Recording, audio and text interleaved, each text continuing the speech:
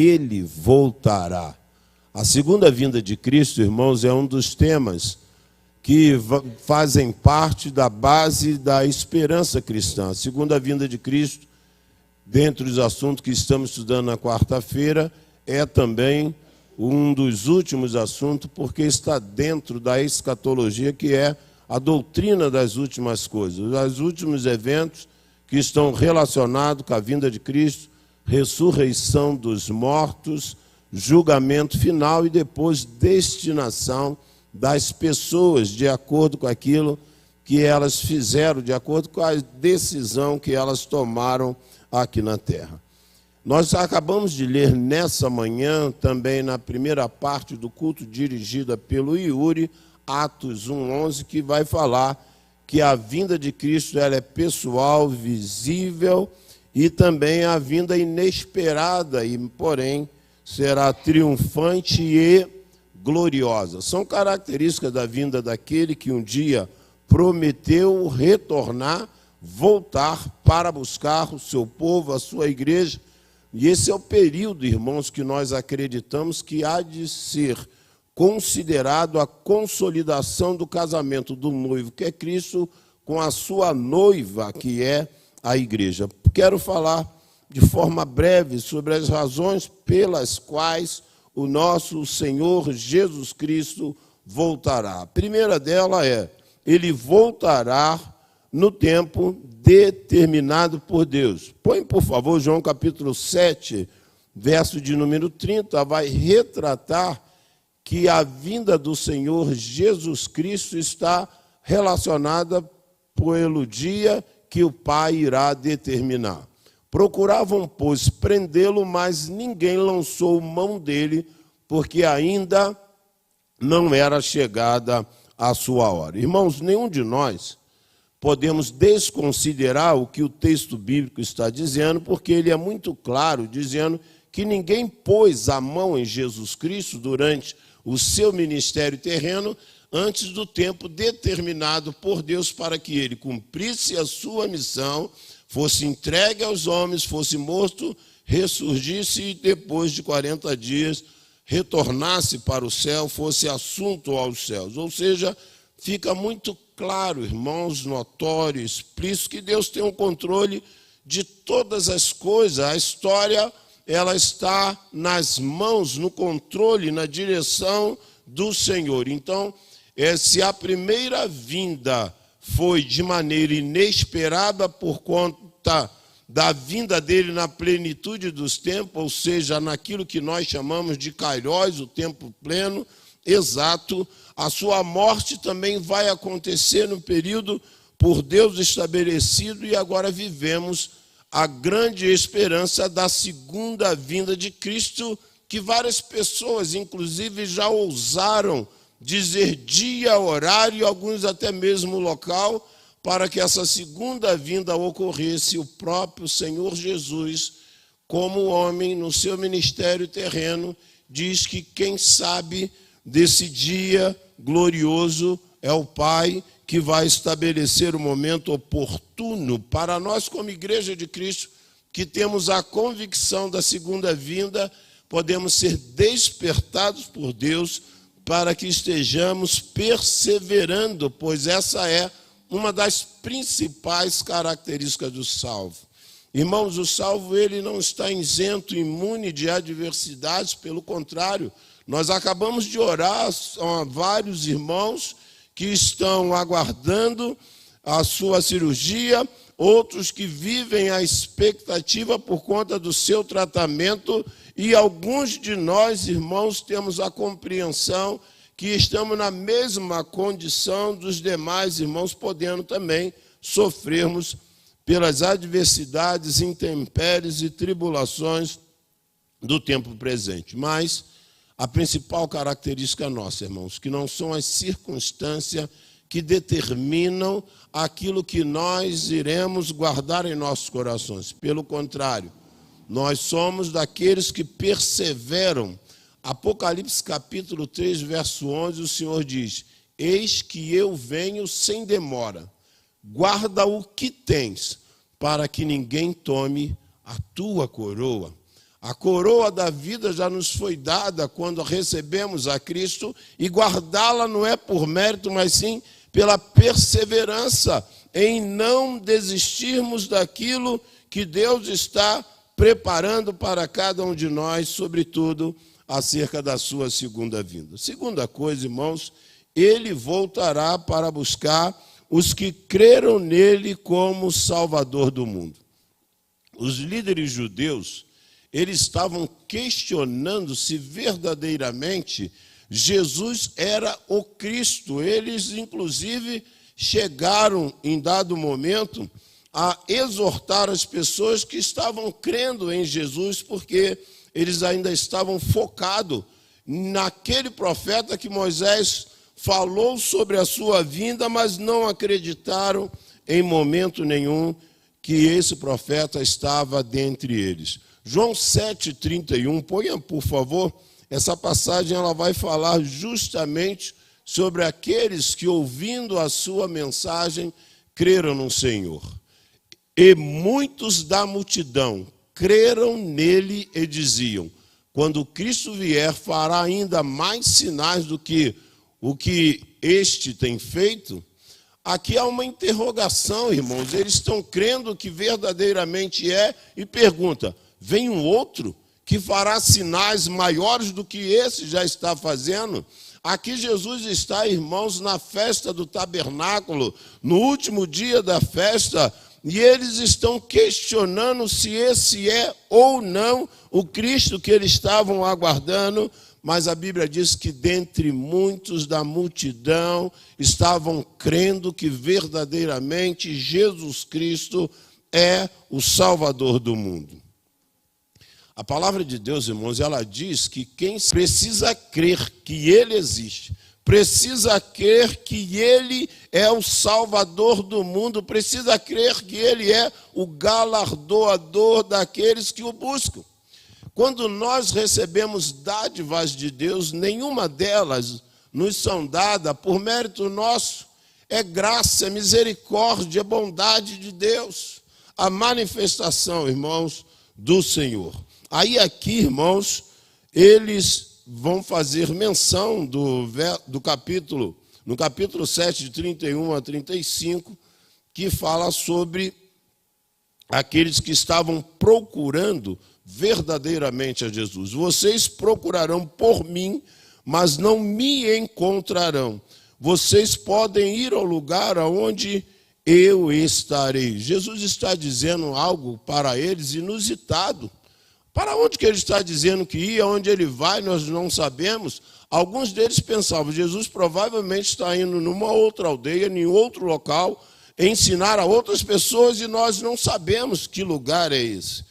Meus irmãos, quando nós entendemos isso, que até mesmo os discípulos não entenderam na sua totalidade a missão de Jesus. Os discípulos estão brigando por posição no céu, um quer ficar na direita, outro na esquerda, outros estão desejando até mesmo que o mestre permanecesse com eles, e em dado momento queriam aclamá-lo como rei, para que nesse instante, irmãos, o que estava acontecendo? Israel está sendo subjugado pelo Império Romano, que vai chegar até mesmo culminar no ano 70 com a destruição, invasão de Jerusalém, destruição do templo. Então, nessa hora também eles têm a expectativa de ter um rei terreno para confrontar contra o Império Romano. Aí Jesus, irmãos, ele é tremendo, porque ele está instaurando o seu reino, buscando adoradores que o adorem em espírito e em verdade, baseado, inclusive, no livro do profeta Jeremias, quando ele diz: olha, vocês me buscarão e me acharão quando me buscarem de todo o vosso coração.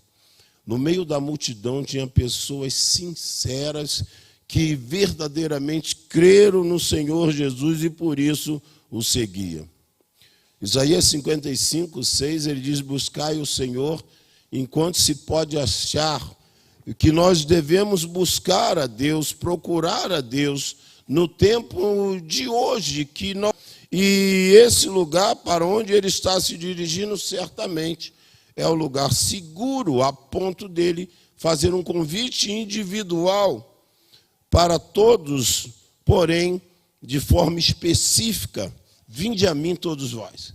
E aqui, quando ele começa a elencar e enumerar, todos vós que estáis cansados, sobrecarregados, oprimidos, e depois ele diz, eu vos aliviarei. Jesus tem poder, irmãos, quando nós lançamos sobre ele as nossas dificuldades, as nossas enfermidades, as nossas ansiedades, inquietudes, ele tem poder para absorver e dar a resposta que certamente será o melhor para a nossa vida. Será dado à humanidade a oportunidade de conhecer esse caminho que deve ser seguido, e para cada um de nós, irmãos, nós vamos ter essa compreensão.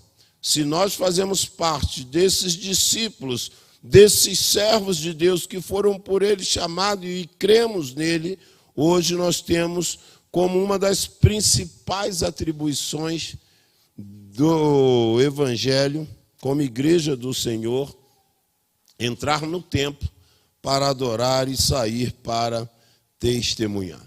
Baseado nesses testemunhos, como a irmã Elza contou, na quarta-feira nós estávamos estudando, sobre anjos maus, e ontem no evangelismo no Céu Me Dei, pegamos alguém caracterizado como servo dos anjos maus, sobretudo do diabo, de Satanás.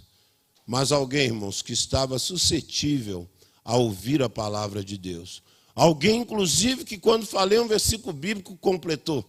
A Bíblia diz que o diabo teme a Deus e estremece, e eu peço a Deus que aquele jovem possa compreender, quando o Filho vos libertar, verdadeiramente sereis livres. Deus tem nos dado a oportunidade de fazer teoria e prática, quando nós entramos para adorar e saímos para testemunhar, com a nossa vida, com o nosso procedimento, mas também com a pregação do Evangelho, que muda, que transforma vidas e que vai povoar os céus, para quando ele, Jesus, retornar, possa encontrar dentre a multidão aqueles que creram nele e entregaram a ele a sua vida. Terceiro, ele voltará para os que foram selados pelo Espírito Santo após a sua glorificação. João 7, 38 e 39, por favor, esses dois versos, eles estarão, irmãos, nos ajudando a compreendermos aquilo que Jesus está falando com os seus seguidores e também para nós no tempo de hoje. Evangelho de João, capítulo 7, verso 38 e 39. Quando a Bíblia diz, irmãos, que alguns creram nele, Jesus, eles vão dizer, ele é o profeta. Porque em Deuteronômio, capítulo 18, verso 15, nós temos aqui uma palavra onde o próprio Moisés diz que haveria de vir um profeta que o sucederia. E esse profeta, os judeus deveriam acreditar nesse profeta. E esse profeta que Moisés se refere a Jesus Cristo, e está sendo por alguns rejeitados.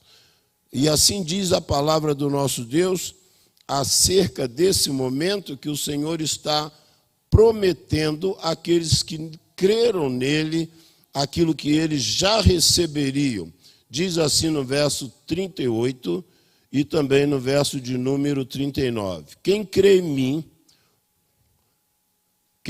mim, como diz a Escritura, rios de água viva correrão do seu ventre.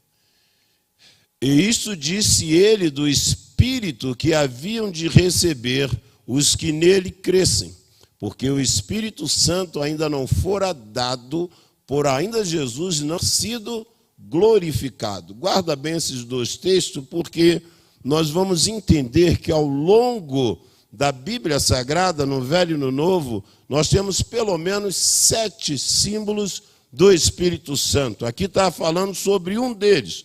Quais são esses 7 símbolos? A pomba, a água, o vento, o fogo, o óleo ou o azeite, o selo. E Efésios capítulo 1, se puder, exponha aí, por favor, vai falar do penhor. O penhor nada mais é do que aquilo que é a entrega de algo como garantia pelo pagamento de uma dívida. E a Bíblia vai trazer também, em Efésios capítulo 1, 13, 14, que o Senhor havia prometido deixar, em quem também vós estáis, depois que ouviste a palavra da verdade, o evangelho da vossa salvação, e tendo nele também crido, foste selados com o Espírito Santo da promessa, o qual é o penhor da nossa herança para a redenção da possessão adquirida, para louvor da sua glória. Irmãos, dentre esses símbolos do Espírito Santo de Deus, o Senhor disse que fluiria do nosso interior essa água viva nada mais é do que o Espírito de Deus produzindo no homem interior o fruto que manifestará, que evidenciará a presença do Espírito Santo e a plenitude do mesmo, usando para que nós não ficássemos órfãos, mas que ele também, assim como foi visto, ele subindo, será visto também ele descendo. Jesus está ratificando, confirmando que ele voltará. Ele só não deixa o dia, só não deixa a hora, logo que ele espera que a igreja do Senhor esteja preparada. Quando ecoa nos meus ouvidos o texto bíblico do Antigo Testamento de Oséias, que diz: prepara-te, ó Israel, para encontrares com teu Deus. Amós, perdão, não Oséias. Prepara-te, ó Israel, para encontrar com teu Deus. A ideia que dá, irmãos, que essa parte dinâmica do corpo de Cristo, que é a igreja, esse organismo vivo, ele não fica parado. Ele se movimenta, ele entra, adora, ele sai, testemunha, ele evangeliza. Ele está preparado para um fato que irá ocorrer no dia e na hora que nós não sabemos. Por isso que a volta de Cristo tem como característica que ela será inesperada. Tem gente que fica fazendo conta. Quantas pessoas ainda no mundo que precisam ser evangelizadas? Já aconteceu todos os fenômenos da natureza que a Bíblia assim está dizendo para que ele voltasse. Irmãos, a leitura que fazemos, às vezes, para mim, ela é um pouco equivocada. Se alguém está contabilizando aquilo como evidência, pois eu entendo que Cristo voltará para mim o dia que eu morrer fisicamente. Cristo voltará para nós no dia que ele retornar ao mundo. Se nós acreditamos que todos morrerão, certamente haverá um grupo que estará aqui quando ele voltar, e esse dia pode ser hoje. A única coisa que vai acontecer é que esse grupo não morre, ele é transformado, recebe um novo corpo, porém, essa volta se dá para buscar os salvos e julgar os que o rejeitaram. Certamente, irmãos, que quando a palavra se manifesta, Marcos 1, verso 15, ele fala para nós crermos no Evangelho. E dizendo, o tempo está cumprido, o reino de Deus está próximo. Duas coisas que ele diz: arrependei-vos e crede no Evangelho. Então o tempo é hoje, o tempo não pode ser protelado, adiado, para que haja essa decisão, pois nós não sabemos quando será o dia. Cristo já foi glorificado, o Espírito Santo já foi derramado, está continuando, selando, batizando aqueles que estão recebendo a concessão do Espírito Santo quando recebem a Cristo como seu Senhor e Salvador. Ele voltará, pois é o Cristo prometido por Deus para a salvação de toda a humanidade. João 7,41, por favor. Essa é uma passagem que vai deixar muito claro que grande parte da multidão cria, os líderes judeus o rejeitavam, mas ele tem como propósito alcançar a todos. Outros diziam, este é o Cristo, mas diziam outros, vem, pois, o Cristo da Galileia. Aqui, irmãos, na verdade, eles estão questionando a procedência local, porque eles conheciam Jesus, Eles conheciam os irmãos de Jesus, Tiago, Simão, Judas, José. Eles conheciam as irmãs de Jesus, ele conhecia José, ele conhecia Maria, e eles estão fazendo questionamento sobre a sua procedência. E aqui interessante que a palavra vai dizer: porque vocês não o trouxeram. Os líderes judeus, eles fizeram o seguinte: vão lá, pegam esse impostor e tragam. Nós lemos anteriormente que a hora dele não era chegada. Sabe o que esses líderes fizeram? Eles retornam dizendo o seguinte: nunca, jamais ninguém falou como este homem fala. Eles foram impactados pelo poder da palavra de Deus proferida nesse momento pelo Senhor Jesus. Não havia chegado a hora e eles foram impactados pela palavra, ao invés de prendê-lo, voltaram dando testemunho. Irmãos, aqui o que fica notório, que Jesus falava com a propriedade do Filho de Deus. Se alguém questiona se esse é ou não o profeta enviado por Deus e também proferido por Moisés lá em Deuteronômio, ele fala como Filho de Deus e com autoridade essa dada pelo Espírito Santo. Para nós, só foi dado depois que ele foi glorificado. Para ele, durante todo o seu ministério, Jesus foi conduzido, tornou-se famoso e operou maravilhas porque estava cheio do Espírito Santo. Sabe qual é a certeza aqui, irmãos? Que o Deus triuno está agindo desde a eternidade, desde o princípio de todas as coisas, em harmonia, em unidade, na criação, na santificação e, sobretudo, na redenção.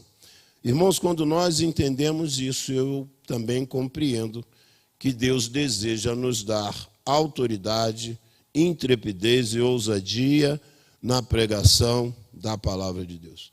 Irmãos, já enche o coração de alegria quando você tem alguns irmãos que nasceram pouco tempo na fé, mas eles não estão titubeando quando fala: vamos, estou dentro. Vamos entregar a folha, estou dentro. Vamos para o hospital, estou dentro. Eu me lembro que quando me converti, cheguei na Igreja Batista em K11, um bacharel em teologia, ele não foi consagrado, mas tinha concluído o curso de teologia. Ele falou: opa, chegou minha rendição. Irmão, na igreja não tem redição. Irmão, se eu estou enfermo no leito, esses irmãos que estão acompanhando conosco, muitas coisas acontecem na igreja fruto da intercessão desses irmãos, que não podem estar conosco fisicamente, mas estão orando, intercedendo a Deus. Mas nós que podemos, irmãos, a zona de conforto não é lugar para cristão. Deveria ser uma cadeira ejetável. Se ficar na zona de conforto, vai ser alijado, não é? Para que nós possamos entender isso. O apóstolo Paulo, em 1 Coríntios 2, verso 4, ele diz: porque a minha palavra não consistiu em palavra persuasiva de sabedoria humana, mas sim demonstração de espírito e de poder.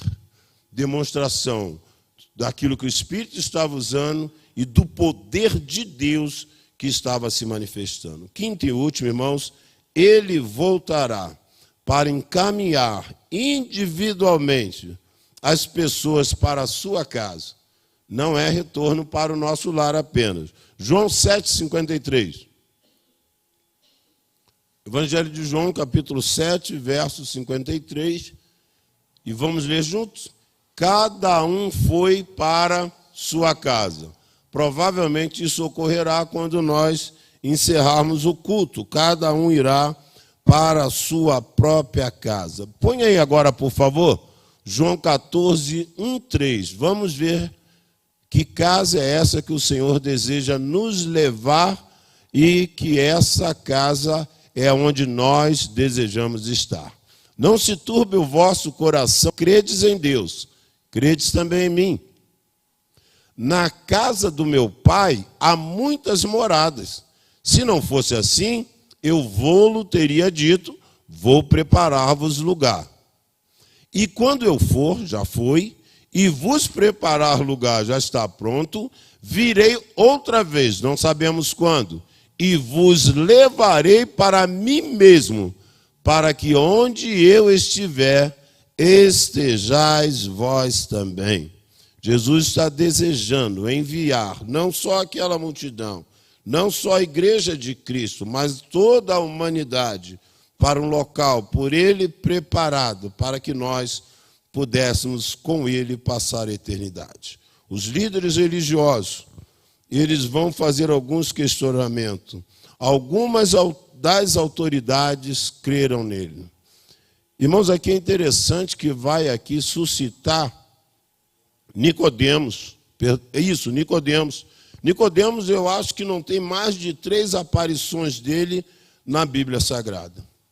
Mas só que esse homem ele vai ter a compreensão que não pode julgar alguém ou condenar alguém sem antes que ele passasse pelo julgamento. É bem provável, irmãos, que Nicodemos tenha verdadeiramente se rendido ao Senhor, crido no Senhor, e eles estão dizendo para eles alguma autoridade. Olha só o termo que é usado, irmãos, nessa versão. Mas ele diz assim: mas essa ralé que não entende da lei. Hoje, se nós usarmos esse termo, é pejorativo mesmo, né? Quem está aí, cara? Está uma ralé aí, né, cara? Aí nós vamos entender aqui, irmãos, que as coisas loucas desse mundo, desprezíveis, são que Deus usa para manifestar a sua glória, e por isso poucos sábios, ricos, poderosos são salvos. O profeta Jeremias vai dizer isso, não é? Que nem o rico na sua riqueza, nem o forte na sua força, e nem o sábio na sua sabedoria, que ninguém deve se gloriar. Quem quiser se gloriar-se no Senhor. Jesus não falava, irmãos, usando como referência as autoridades, mas falava com a autoridade do mestre por excelência que ele era. Jesus não usava o nome de nenhum rabino, de nenhum filósofo. Ele falava na autoridade daquele que o enviou. Na verdade, irmãos, a chave da nossa casa será entregue pelo próprio Senhor quando voltar. Tenha certeza. E nós podemos afirmar que esta, sim, deve ser a minha casa, deve ser a minha vida, porque está atrelado à decisão que nós tomamos ao lado de Cristo. Eu quero concluir nessa manhã falando sobre 5 atitudes para aqueles que aguardam a segunda vinda de Cristo. Primeiro, podemos desde já nos regozijarmos, nos alegrarmos diante de Deus, porque esse fato que nós não sabemos quando acontecerá, mas já foi consolidado na cruz do Calvário e no dia que nós recebemos a Cristo como nosso Senhor e Salvador. Ele disse que ia preparar lugar, só falta ele voltar para nos buscar. A segunda atitude, irmãos, para os que aguardam a vinda de Cristo é vigilância. Irmão, crente não baixa a guarda, ele está o tempo todo percebendo que o diabo está preparando as suas astutas ciladas, suas artimanhas, tentando nos levar à queda. A Bíblia diz: sede sóbrio, vigiai, que o diabo, vosso adversário, anda em derredor, bramando como leão. A vigilância faz parte, irmãos, daqueles que aguardam a segunda vinda de Cristo. É uma das principais atividades. Terceira atitude, irmãos, dos que aguardam a vinda de Cristo, é uma vida de serviço. Tem pessoas, irmãos, que às vezes vai protelando tanto que o tempo passa e nada foi feito. Não tem como, irmãos, nós compreendermos de uma outra forma que quando Cristo vai falar acerca daqueles que receberiam o poder de Deus vindo por intermédio do derramamento do Espírito Santo, e depois ele fala: vocês serão minhas testemunhas. A vida do cristão não é para estar cheio para só regozijo e alegria, mas também para o serviço. Porque a mesma concessão do Espírito que é dado na salvação, e essa concessão também é para dar dons espirituais, para entendermos qual é a área que nós iremos atuar. Essa semana, dando apoio a uma igreja que está na transição aí, pastoral, eu falei, olha, nós como associação, próxima vez que viermos aqui, vou vir com a camiseta escrita aqui atrás. Posso te ajudar?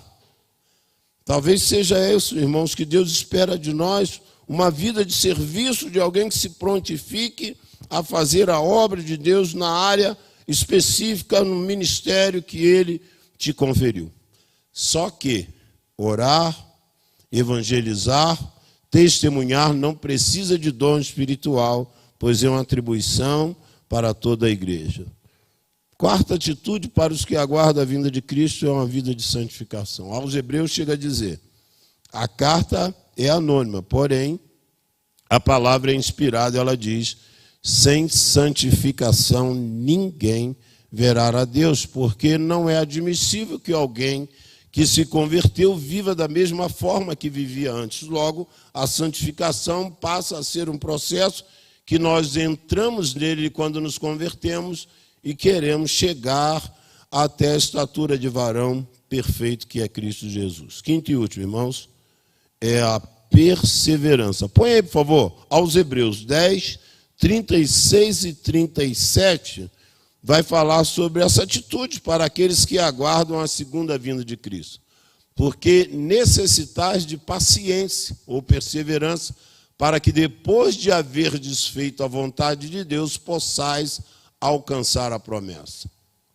Porque ainda um pouquinho de tempo e o que há de vir, virá e não tardará. Meus irmãos, creiamos que aquele que prometeu é fiel para cumprir um dia, ou em breve, ou hoje, ele voltará. Que o Senhor nos abençoe, para que essas atitudes façam parte da nossa vida cotidiana, como evidência de que nós fomos salvos em Cristo e aguardamos a sua segunda vinda, cujo dia nós não sabemos, mas temos a convicção de que em breve isso acontecerá. Feche